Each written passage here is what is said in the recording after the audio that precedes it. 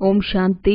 ಇಂದಿನ ದಿನಾಂಕ 8/4/2024. ಪ್ರಾರ್ಥ ಮುರುಳಿ ಬಾಪ್ತಾದ ಮಧುಬನ. ಮಧುರ ಮಕ್ಕಳೇ, ಈ ಕಣ್ಣುಗಳಿಂದ ಏನೆಲ್ಲವನ್ನೂ ನೋಡುತ್ತೀರೋ ಅದೆಲ್ಲವೂ ಸಮಾಪ್ತಿಯಾಗಲಿದೆ. ಆದ್ದರಿಂದ ಇದರೊಂದಿಗೆ ಬೇಹದ್ದಿನ ವೈರಾಗ್ಯವಿರಲಿ. ತಂದೆಯು ನಿಮಗಾಗಿ ಹೊಸ ಪ್ರಪಂಚವನ್ನು ಸ್ಥಾಪಿಸುತ್ತಿದ್ದಾರೆ. ಪ್ರಶ್ನೆ: ನೀವು ಮಕ್ಕಳ ಶಾಂತಿಯಲ್ಲಿ ಯಾವ ರಹಸ್ಯವು ಸಮಾವೇಶವಾಗಿದೆ? ಉತ್ತರ: ಯಾವಾಗ ನೀವು ಶಾಂತಿಯಲ್ಲಿ ಕುಳಿತುಕೊಳ್ಳುತ್ತೀರೋ ಆಗ ಶಾಂತಿಧಾಮವನ್ನು ನೆನಪು ಮಾಡುತ್ತೀರಿ. ನಿಮಗೆ ತಿಳಿದಿದೆ, ಶಾಂತಿ ಎಂದರೆ ಜೀವಿಸಿದಂತೆ ಸಾಯುವುದು. ಇಲ್ಲಿ ತಂದೆಯು ನಿಮಗೆ ಸದ್ಗುರುವಿನ ರೂಪದಲ್ಲಿ ಶಾಂತಿಯಲ್ಲಿರುವುದನ್ನು ಕಲಿಸುತ್ತಾರೆ. ನೀವು ಶಾಂತಿಯಲ್ಲಿದ್ದು ತಮ್ಮ ವಿಕರ್ಮಗಳನ್ನು ಭಸ್ಮ ಮಾಡಿಕೊಳ್ಳುತ್ತೀರಿ. ನಿಮಗೆ ಜ್ಞಾನವಿದೆ, ಈಗ ಮನೆಗೆ ಹೋಗಬೇಕಾಗಿದೆ. ಅನ್ಯ ಸತ್ಸಂಗಗಳಲ್ಲಿ ಶಾಂತಿಯಲ್ಲಿ ಕುಳಿತುಕೊಳ್ಳುತ್ತಾರೆ, ಆದರೆ ಅವರಿಗೆ ಶಾಂತಿಧಾಮದ ಜ್ಞಾನವಿಲ್ಲ. ಓಂ ಶಾಂತಿ. ಮಧುರಾತಿ ಮಧುರ ಅಗಲಿ ಹೋಗಿ ಮರಳಿ ಸಿಕ್ಕಿದ ಆತ್ಮಿಕ ಮಕ್ಕಳ ಪ್ರತಿ ಶಿವತಂದೆ ತಿಳಿಸುತ್ತಾರೆ. ಗೀತೆಯಲ್ಲಿ ಕೃಷ್ಣನು ತಿಳಿಸಿದನೆಂದು ಇದೆ, ಆದರೆ ತಿಳಿಸಿದ್ದು ಶಿವತಂದೆ. ಕೃಷ್ಣನಿಗೆ ತಂದೆ ಎಂದು ಹೇಳಲು ಸಾಧ್ಯವಿಲ್ಲ. ಭಾರತವಾಸಿಗಳಿಗೆ ತಿಳಿದಿದೆ, ತಂದೆಯರು ಇಬ್ಬರಿರುತ್ತಾರೆ, ಲೌಕಿಕ ಮತ್ತು ಪಾರಲೌಕಿಕ. ಪಾರಲೌಕಿಕ ತಂದೆಗೆ ಪರಮಪಿತನೆಂದು ಹೇಳಲಾಗುತ್ತದೆ, ಲೌಕಿಕ ತಂದೆಗೆ ಪರಮಪಿತ ಎಂದು ಹೇಳಲಾಗುವುದಿಲ್ಲ. ನಿಮಗೆ ಲೌಕಿಕ ತಂದೆ ತಿಳಿಸುತ್ತಿಲ್ಲ, ಪಾರಲೌಕಿಕ ತಂದೆಯು ಪಾರಲೌಕಿಕ ಮಕ್ಕಳಿಗೆ ತಿಳಿಸುತ್ತಾರೆ. ಮೊದಲು ನೀವು ಶಾಂತಿಧಾಮಕ್ಕೆ ಹೋಗುತ್ತೀರಿ, ಅದನ್ನು ಮುಕ್ತಿಧಾಮ, ನಿರ್ವಾಣಧಾಮ ಅಥವಾ ವಾನಪ್ರಸ್ಥವೆಂದು ಹೇಳುತ್ತೀರಿ. ಈಗ ತಂದೆಯು ತಿಳಿಸುತ್ತಾರೆ, ಮಕ್ಕಳೇ, ಈಗ ಶಾಂತಿಧಾಮಕ್ಕೆ ಹೋಗಬೇಕಾಗಿದೆ. ಕೇವಲ ಅದನ್ನೇ ಶಾಂತಿಯ ಶಿಖರವೆಂದು ಹೇಳಲಾಗುತ್ತದೆ. ಇಲ್ಲಿ ಕುಳಿತಿದ್ದರೂ ಮೊದಲು ಶಾಂತಿಯಲ್ಲಿ ಕುಳಿತುಕೊಳ್ಳಬೇಕು. ಯಾವುದೇ ಸತ್ಸಂಗದಲ್ಲಿ ಮೊದಲು ಶಾಂತಿಯಲ್ಲಿ ಕುಳಿತುಕೊಳ್ಳುತ್ತಾರೆ, ಅಂದರೆ ಅವರಿಗೆ ಶಾಂತಿಧಾಮದ ಜ್ಞಾನವಿಲ್ಲ. ಮಕ್ಕಳಿಗೆ ಗೊತ್ತಿದೆ, ನಾವು ಆತ್ಮಗಳು ಈ ಹಳೆಯ ಶರೀರವನ್ನು ಬಿಟ್ಟು ಮನೆಗೆ ಹೋಗಬೇಕಾಗಿದೆ. ಯಾವುದೇ ಸಮಯದಲ್ಲಿ ಶರೀರವನ್ನು ಬಿಡಬಹುದು. ಆದ್ದರಿಂದ ಈಗ ತಂದೆಯು ಏನನ್ನು ಓದಿಸುತ್ತಾರೆಯೋ ಅದನ್ನು ಚೆನ್ನಾಗಿ ಓದಬೇಕು. ಅವರು ಸುಪ್ರೀಂ ಶಿಕ್ಷಕನಾಗಿದ್ದಾರೆ, ಸದ್ಗತಿದಾತ ಗುರು ಆಗಿದ್ದಾರೆ. ಅವರೊಂದಿಗೆ ಯೋಗವನ್ನಿಡಬೇಕಾಗಿದೆ. ಇವರೊಬ್ಬರೇ 3 ಸೇವೆಯನ್ನು ಮಾಡುತ್ತಾರೆ. ಈ ರೀತಿ ಯಾರೂ ಸಹ 3 ಸೇವೆಯನ್ನು ಮಾಡಲು ಸಾಧ್ಯವಿಲ್ಲ. ಈ ಒಬ್ಬ ತಂದೆಯು ಶಾಂತಿಯನ್ನು ಕಲಿಸುತ್ತಾರೆ. ಜೀವಿಸಿದಂತೆಯೇ ಸಾಯುವುದನ್ನು ಶಾಂತಿ ಅಥವಾ ಸೈಲೆನ್ಸ್ ಎಂದು ಹೇಳಲಾಗುತ್ತದೆ. ನಿಮಗೆ ಗೊತ್ತಿದೆ, ನಾವೀಗ ಶಾಂತಿಧಾಮ ಮನೆಗೆ ಹೋಗಬೇಕಾಗಿದೆ. ಎಲ್ಲಿಯವರೆಗೆ ಪವಿತ್ರ ಆತ್ಮಗಳು ಆಗುವುದಿಲ್ಲವೋ ಅಲ್ಲಿಯವರೆಗೆ ಯಾರೂ ಹಿಂತಿರುಗಿ ಹೋಗಲು ಸಾಧ್ಯವಿಲ್ಲ. ಎಲ್ಲರೂ ಹೋಗಬೇಕು. ಆದ್ದರಿಂದ ಅಂತ್ಯದಲ್ಲಿ ಪಾಪಕರ್ಮಗಳಿಗೆ ಶಿಕ್ಷೆಗಳು ಸಿಗುತ್ತದೆ, ಮತ್ತೆ ಪದವಿಯು ಭ್ರಷ್ಟವಾಗಿ ಬಿಡುತ್ತದೆ. ಪೆಟ್ಟನ್ನು ತಿಂದ ಮೇಲೆ ಅಲ್ಪ ಸ್ವಲ್ಪ ರೊಟ್ಟಿಯನ್ನು ತಿನ್ನಬೇಕಾಗಿದೆ, ಏಕೆಂದರೆ ಮಾಯೆಗೆ ಸೋಲುತ್ತಾರೆ. ತಂದೆಯು ಬರುವುದೇ ಮಾಯೆಯ ಮೇಲೆ ವಿಜಯವನ್ನು ಪ್ರಾಪ್ತಿ ಮಾಡಿಸಲು. ಆದರೆ ಹುಡುಗಾಟಿಕೆಯಿಂದ ತಂದೆಯನ್ನು ನೆನಪು ಮಾಡುವುದಿಲ್ಲ. ಇಲ್ಲಂತೂ ಒಬ್ಬ ತಂದೆಯನ್ನೇ ನೆನಪು ಮಾಡಬೇಕಾಗಿದೆ. ಭಕ್ತಿ ಮಾರ್ಗದಲ್ಲಿಯೂ ಸಹ ಬಹಳ ಅಲೆಯುತ್ತಾರೆ. ಯಾರಿಗೆ ತಲೆಬಾಗಿಸುತ್ತಾರೆಯೋ ಅವರನ್ನೇ ಅರಿತುಕೊಂಡಿಲ್ಲ. ತಂದೆಯು ಬಂದು ಅಲೆದಾಡುವುದರಿಂದ ಬಿಡಿಸುತ್ತಾರೆ. ಜ್ಞಾನದಿಂದ ದಿನ ಅರ್ಥಾತ್ ಸತ್ಯಯುಗ, ತ್ರೇತ, ಭಕ್ತಿ ಎಂದರೆ ರಾತ್ರಿ, ದ್ವಾಪರ, ಕಲಿಯುಗ. ಇದು ಇಡೀ ನಾಟಕದ ಅವಧಿಯಾಗಿದೆ. ಅರ್ಧ ಸಮಯ ದಿನ, ಅರ್ಧ ಸಮಯ ರಾತ್ರಿ. ಪ್ರಜಾಪಿತ ಬ್ರಹ್ಮ ಕುಮಾರ ಕುಮಾರಿಯರ ದಿನ ಮತ್ತು ರಾತ್ರಿಯಾಗಿದೆ. ಇದು ಬೇಅದ್ದಿನ ಮಾತಾಗಿದೆ. ಬೇಅದ್ದಿನ ತಂದೆಯು ಸಂಗಮದಲ್ಲಿ ಬರುತ್ತಾರೆ. ಆದ್ದರಿಂದ ಶಿವರಾತ್ರಿ ಎಂದು ಹೇಳಲಾಗುತ್ತದೆ. ಯಾವುದಕ್ಕೆ ಶಿವರಾತ್ರಿ ಎಂದು ಹೇಳಲಾಗುತ್ತದೆ ಎಂಬುದನ್ನು ಮನುಷ್ಯರು ತಿಳಿದುಕೊಂಡಿಲ್ಲ. ನಿಮ್ಮ ವಿನಃ ಯಾರೊಬ್ಬರೂ ಸಹ ಶಿವರಾತ್ರಿಯ ಮಹಿಮೆಯನ್ನು ಅರಿತುಕೊಂಡಿಲ್ಲ. ಏಕೆಂದರೆ ಇದು ನಡುವಿನ ಸಮಯವಾಗಿದೆ. ರಾತ್ರಿಯು ಮುಕ್ತಾಯವಾಗಿ ದಿನ ಪ್ರಾರಂಭವಾಗುತ್ತದೆ. ಇದಕ್ಕೆ ಪುರುಷೋತ್ತಮ ಸಂಗಮ ಯುಗ ಎಂದು ಹೇಳಲಾಗುತ್ತದೆ. ಇದು ಹಳೆಯ ಪ್ರಪಂಚ ಮತ್ತು ಹೊಸ ಪ್ರಪಂಚದ ನಡುವಿನ ಸಮಯವಾಗಿದೆ. ತಂದೆಯು ಪುರುಷೋತ್ತಮ ಸಂಗಮ ಯುಗ ಬರುತ್ತಾರೆ. ಯುಗದಲ್ಲಿ ಬರುವುದಿಲ್ಲ.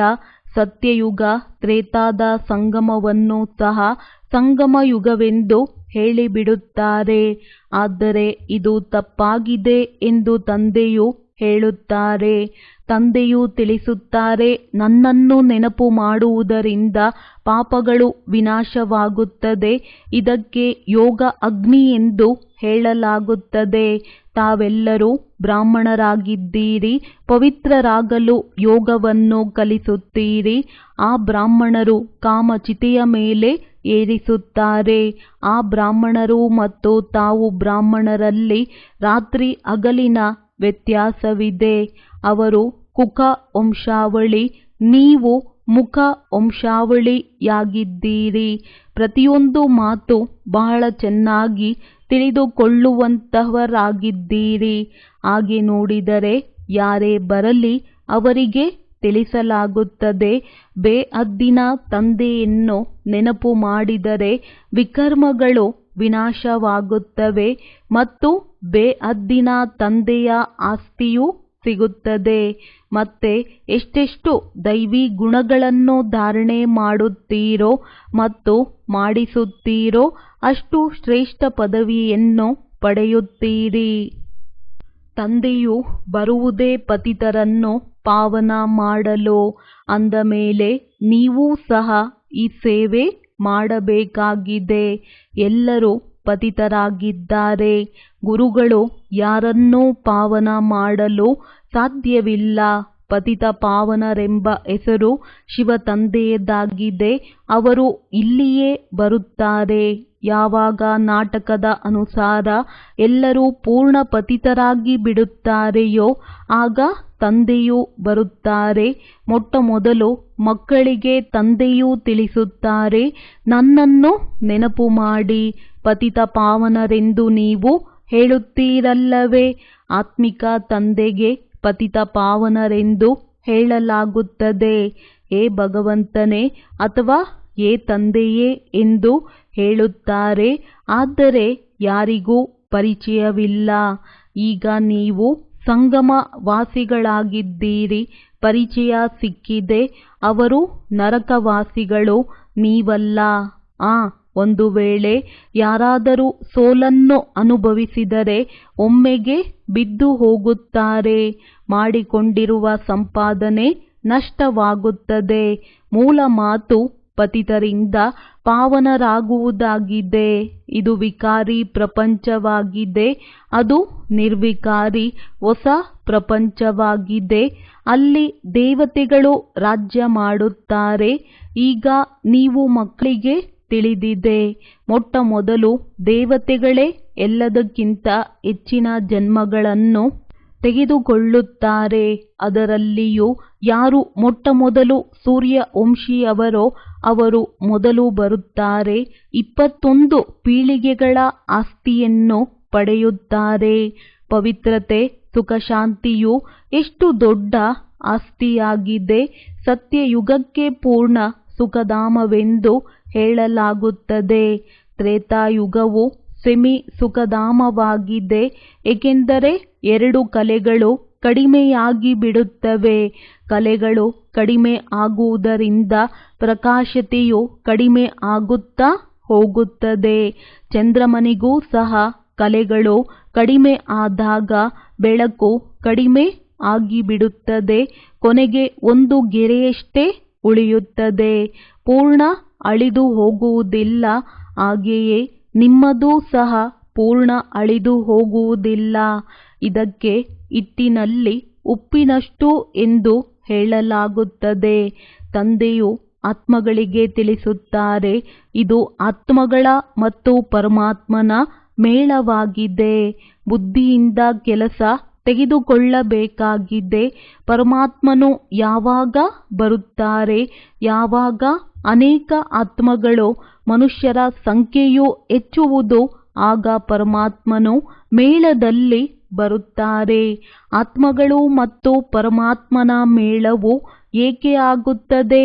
ಆ ಮೇಳಗಳಂತೂ ಮೈಲಿಗೆ ಆಗುವುದಕ್ಕಾಗಿ. ಈ ಸಮಯದಲ್ಲಿ ನೀವು ಹೂದೋಟದ ಮಾಲೀಕನ ಮೂಲಕ ಮುಳ್ಳುಗಳಿಂದ ಹೂಗಳಾಗುತ್ತೀರಿ. ಹೇಗಾಗುತ್ತೀರಿ? ನೆನಪಿನ ಬಲದಿಂದ. ತಂದೆಗೆ ಸರ್ವಶಕ್ತಿವಂತ ಎಂದು ಹೇಳಲಾಗುತ್ತದೆ. ಹೇಗೆ ತಂದೆಯು ಸರ್ವಶಕ್ತಿವಂತನಾಗಿದ್ದಾರೆಯೋ ಹಾಗೆಯೇ ರಾವಣನೂ ಸಹ ಕಡಿಮೆ ಶಕ್ತಿವಂತನಲ್ಲ. ಮಾಯೆಯು ಬಹಳ ಶಕ್ತಿಶಾಲಿ, ಅಪಾಯಕಾರಿ ಆಗಿದೆ ಎಂದು ಸ್ವಯಂ ತಂದೆಯು ಹೇಳುತ್ತಾರೆ. ಬಾಬಾ, ನಾವು ತಮ್ಮನ್ನು ನೆನಪು ಮಾಡುತ್ತೇವೆ, ಮಾಯೆಯು ನಮ್ಮ ನೆನಪನ್ನು ಮರೆಸಿಬಿಡುತ್ತದೆ ಎಂದು ಹೇಳುತ್ತಾರೆ. ಅಂದಾಗ ಪರಸ್ಪರ ಶತ್ರು ಆಗಿದೆಯಲ್ಲವೇ? ತಂದೆಯು ಬಂದು ಮಾಯೆಯ ಮೇಲೆ ವಿಜಯವನ್ನು ಪ್ರಾಪ್ತಿ ಮಾಡಿಸಿ ಬಿಡುತ್ತಾರೆ. ದೇವತೆಗಳು ಮತ್ತು ಅಸುರರ ಯುದ್ಧವನ್ನು ತೋರಿಸುತ್ತಾರೆ. ಅಂದರೆ ಈ ರೀತಿ ಅಲ್ಲ, ಯುದ್ಧವಂತೂ ಇದಾಗಿದೆ. ನೀವು ತಂದೆಯನ್ನು ನೆನಪು ಮಾಡುವುದರಿಂದ ದೇವತೆಗಳು ಆಗುತ್ತೀರಿ. ಮಾಯೆಯು ನೆನಪಿನಲ್ಲಿ ವಿಘ್ನಗಳನ್ನು ಹಾಕುತ್ತದೆ, ವಿದ್ಯಾಭ್ಯಾಸದಲ್ಲಿ ವಿಘ್ನಗಳನ್ನು ಹಾಕುವುದಿಲ್ಲ. ನೆನಪಿನಲ್ಲಿಯೇ ವಿಘ್ನಗಳನ್ನು ಹಾಕುತ್ತದೆ. ಪದೇ ಪದೇ ಮಾಯೆಯು ಮರೆಸುತ್ತದೆ. ದೇಹಾಭಿಮಾನಿ ಆಗುವುದರಿಂದ ಮಾಯೆಯ ಏಟು ಬೀಳುತ್ತದೆ. ಯಾರು ಕಾಮಿ ಆಗಿರುತ್ತಾರೆಯೋ ಅವರಿಗಾಗಿ ಬಹಳ ಕಠಿಣ ಶಬ್ದಗಳನ್ನು ಹೇಳಲಾಗುತ್ತದೆ. ಇದು ರಾವಣ ರಾಜ್ಯವಾಗಿದೆ. ಇಲ್ಲಿಯೂ ಪಾವನರಾಗಿ ಎಂದು ತಿಳಿಸಲಾಗಿದೆ. ಆದರೆ ಆಗುವುದೇ ಇಲ್ಲ. ತಂದೆಯು ತಿಳಿಸುತ್ತಾರೆ, ಮಕ್ಕಳೇ, ವಿಕಾರಗಳಲ್ಲಿ ಹೋಗಬೇಡಿ, ಮುಖ ಕಪ್ಪು ಮಾಡಿಕೊಳ್ಳಬೇಡಿ. ಆದರೂ ಸಹ ಬಾಬಾ ಮಾಯೆಯು ಸೋಲಿಸಿ ಬಿಟ್ಟಿತು. ಅರ್ಥಾತ್ ಮುಖ ಕಪ್ಪು ಮಾಡಿಕೊಂಡೆವು ಎಂದು ಬರೆಯುತ್ತಾರೆ. ಶ್ಯಾಮ ಮತ್ತು ಸುಂದರ ಅಲ್ಲವೇ? ವಿಕಾರಗಳು ಕಪ್ಪಾಗಿಯೂ ಮತ್ತು ನಿರ್ವಿಕಾರಿಗಳು ಸುಂದರವಾಗಿರುತ್ತಾರೆ. ಶ್ಯಾಮ ಸುಂದರದ ಅರ್ಥವನ್ನು ನಿಮ್ಮ ವಿನಃ ಪ್ರಪಂಚದಲ್ಲಿ ಯಾರೂ ತಿಳಿದಿಲ್ಲ. ಕೃಷ್ಣನಿಗೂ ಶ್ಯಾಮ ಸುಂದರನೆಂದು ಕರೆಯುತ್ತಾರೆ. ತಂದೆಯು ಅವರದ್ದೇ ಹೆಸರಿನ ಅರ್ಥವನ್ನು ತಿಳಿಸುತ್ತಾರೆ. ಕೃಷ್ಣನು ಸ್ವರ್ಗದ ಮೊದಲನೇ ರಾಜಕುಮಾರನಾಗಿದ್ದನು. ಸೌಂದರ್ಯದಲ್ಲಿ ನಂಬರ್ 1 ಕೃಷ್ಣನೇ ಪಾಸ್ ಆಗುತ್ತಾನೆ. ನಂತರ ಪುನರ್ಜನ್ಮಗಳನ್ನು ತೆಗೆದುಕೊಳ್ಳುತ್ತಾ ಇಳಿಯುತ್ತಾ ಕಪ್ಪಾಗಿ ಬಿಡುತ್ತಾನೆ. ಆದ್ದರಿಂದಲೇ ಶ್ಯಾಮ ಸುಂದರನೆಂದು ಹೆಸರು ಇಡಲಾಗಿದೆ. ಇದರ ಅರ್ಥವನ್ನು ಸಹ ತಂದೆಯು ತಿಳಿಸುತ್ತಾರೆ. ಶಿವ ತಂದೆಯು ಸದಾ ಸುಂದರರಾಗಿದ್ದಾರೆ. ಅವರು ಬಂದು ನೀವು ಮಕ್ಕಳನ್ನು ಸುಂದರರನ್ನಾಗಿ ಮಾಡುತ್ತಾರೆ. ಪತಿತರು ಕಪ್ಪು, ಪಾವನರು ಸುಂದರರಾಗಿರುತ್ತಾರೆ. ಸ್ವಾಭಾವಿಕ ಸೌಂದರ್ಯವಿರುತ್ತದೆ. ನೀವು ಮಕ್ಕಳು ಸ್ವರ್ಗದ ಮಾಲೀಕರಾಗಲು ಬಂದಿದ್ದೀರಿ. ಆದ್ದರಿಂದ ಗಾಯನವೂ ಇದೆ. ಶಿವ ಭಗವಾನುವಾಚ, ಮಾತೆಯರು ಸ್ವರ್ಗದ ಬಾಗಿಲನ್ನು ತೆಗೆಯುತ್ತಾರೆ. ಆದ್ದರಿಂದ ಒಂದೇ ಮಾತರಂ ಎಂದು ಆಡುತ್ತಾರೆ. ಒಂದೇ ಮಾತರಂ ಎಂದು ಹೇಳುತ್ತಾರೆಂದರೆ ಪಿತನೂ ಸಹ ಇದ್ದಾರೆ ಎಂದರ್ಥ. ತಂದೆಯು ಮಾತೆಯರ ಮಹಿಮೆಯನ್ನು ಹೆಚ್ಚಿಸುತ್ತಾರೆ. ಮೊದಲು ಲಕ್ಷ್ಮಿ, ನಂತರ ನಾರಾಯಣ. ಆದರೆ ಇಲ್ಲಿ ಮೊದಲು ಮಿಸ್ಟರ್, ನಂತರ ಮಿಸ್. ನಾಟಕದ ರಹಸ್ಯವೇ ಈ ರೀತಿ ಮಾಡಲ್ಪಟ್ಟಿದೆ. ರಚಯಿತ ತಂದೆಯು ಮೊದಲು ತಮ್ಮ ಪರಿಚಯವನ್ನು ಕೊಡುತ್ತಾರೆ. ಒಬ್ಬರು ಹದ್ದಿನ ಲೌಕಿಕ ತಂದೆ ಆಗಿದ್ದಾರೆ, ಇನ್ನೊಬ್ಬರು ಬೇಹದ್ದಿನ ಪಾರಲೌಕಿಕ ತಂದೆ ಆಗಿದ್ದಾರೆ. ಬೇಹದ್ದಿನ ಪಾರಲೌಕಿಕ ತಂದೆ ಆಗಿದ್ದಾರೆ. ಬೇಹದ್ದಿನ ತಂದೆಯನ್ನು ನೆನಪು ಮಾಡುತ್ತಾರೆ, ಏಕೆಂದರೆ ಅವರಿಂದ ಅಪರಿಮಿತವಾದ ಸುಖ ಸಿಗುತ್ತದೆ. ಲೌಕಿಕ ಆಸ್ತಿ ಸಿಗುತ್ತಿದ್ದರೂ ಸಹ ಬೇಹದ್ದಿನ ತಂದೆಯನ್ನು ನೆನಪು ಮಾಡುತ್ತಾರೆ. ಓ ತಂದೆಯೇ, ತಾವು ಬಂದರೆ ಮತ್ತೆಲ್ಲ ಸಂಘಗಳನ್ನು ಬಿಟ್ಟು ತಮ್ಮ ಒಬ್ಬರ ಸಂಘವನ್ನೇ ಸೇರುತ್ತೇವೆ. ಇದನ್ನು ಯಾರು ಹೇಳಿದರು? ಆತ್ಮವೇ ಈ ಕರ್ಮೇಂದ್ರಿಯಗಳ ಮೂಲಕ ಪಾತ್ರವನ್ನು ಅಭಿನಯಿಸುತ್ತದೆ. ಪ್ರತಿಯೊಂದು ಆತ್ಮವು ಎಂತೆಂತಹ ಕರ್ಮವನ್ನು ಮಾಡುವುದೋ ಅಂತಹ ಜನ್ಮವನ್ನು ಪಡೆಯುವುದು. ಸಾಹುಕಾರರು ಬಡವರು ಆಗುತ್ತಾರೆ. ಅಂತಹ ವಿಕರ್ಮವಿದೆಯಲ್ಲವೇ? ಈ ಲಕ್ಷ್ಮೀ ನಾರಾಯಣರು ವಿಶ್ವದ ಮಾಲೀಕರು. ಇವರು ಏನನ್ನು ಮಾಡಿದರು ಎಂಬುದನ್ನು ನೀವು ತಿಳಿದುಕೊಂಡಿದ್ದೀರಿ ಮತ್ತು ನೀವೇ ತಿಳಿಸಬಲ್ಲಿರಿ. ಮಕ್ಕಳೇ, ಈ ಕಣ್ಣುಗಳಿಂದ ಏನೆಲ್ಲ ನೋಡುತ್ತಿದ್ದೀರೋ ಅದರೊಂದಿಗೆ ವೈರಾಗ್ಯವಿರಲಿ. ಇದೆಲ್ಲವೂ ಸಮಾಪ್ತಿಯಾಗುತ್ತದೆ ಎಂದು ತಂದೆಯು ತಿಳಿಸುತ್ತಾರೆ. ಹೇಗೆ ಹೊಸ ಮನೆಯು ನಿರ್ಮಾಣ ಮಾಡುತ್ತಾರೆ ಎಂದರೆ ಹಳೆಯದರೊಂದಿಗೆ ವೈರಾಗ್ಯ ಆಗಿಬಿಡುತ್ತದೆ. ಹಾಗೆಯೇ ಮಕ್ಕಳು ತಂದೆಯು ಹೊಸ ಮನೆಯನ್ನು ತಯಾರು ಮಾಡುತ್ತಾರೆ, ನಾವು ಅದರಲ್ಲಿ ಹೋಗುತ್ತೇವೆ ಎಂದು ಹೇಳುತ್ತಾರೆ.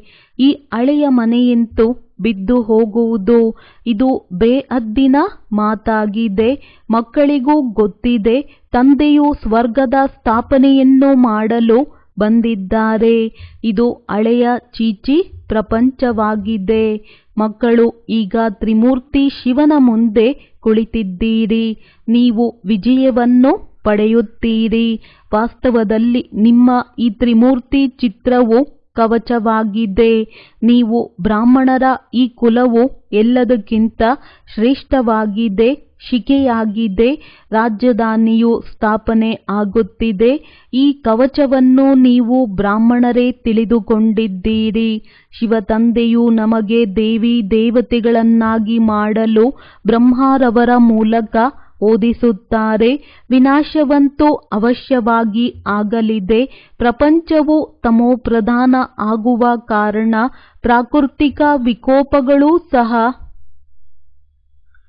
ಸಹಯೋಗ ಕೊಡುತ್ತವೆ. ಬುದ್ಧಿಯಿಂದ ಎಷ್ಟೊಂದು ಸಂಶೋಧನೆ ಮಾಡುತ್ತಿರುತ್ತಾರೆ. ವಾಸ್ತವದಲ್ಲಿ ಹೊಟ್ಟೆಯಿಂದಂತೂ ಒನಕೆ ಅಣ್ವಸ್ತ್ರ ಹೊರಬರಲಿಲ್ಲ. ಬಂದಿದ್ದು ಈ ವಿಜ್ಞಾನದ ಪ್ರಗತಿಯಿಂದ. ಇಡೀ ಕುಲವನ್ನೇ ಸಮಾಪ್ತಿ ಮಾಡುತ್ತಾರೆ. ಮಕ್ಕಳಿಗೆ ತಿಳಿಸಲಾಗಿದೆ, ಸರ್ವಶ್ರೇಷ್ಠ ಶಿವತಂದೆಯಾಗಿದ್ದಾರೆ. ಪೂಜೆಯೂ ಸಹ ಒಬ್ಬ ಶಿವತಂದೆ ಮತ್ತು ದೇವತೆಗಳನ್ನೇ ಮಾಡಬೇಕು. ಬ್ರಾಹ್ಮಣರ ಪೂಜೆಯಾಗಲು ಸಾಧ್ಯವಿಲ್ಲ, ಏಕೆಂದರೆ ನಿಮ್ಮ ಆತ್ಮವು ಬಲೆ ಪವಿತ್ರವಾಗಿದೆ, ಆದರೆ ಶರೀರವು ಪವಿತ್ರವಾಗಿಲ್ಲ. ಆದ್ದರಿಂದ ಪೂಜೆಗೆ ಯೋಗ್ಯರಾಗಲು ಸಾಧ್ಯವಿಲ್ಲ.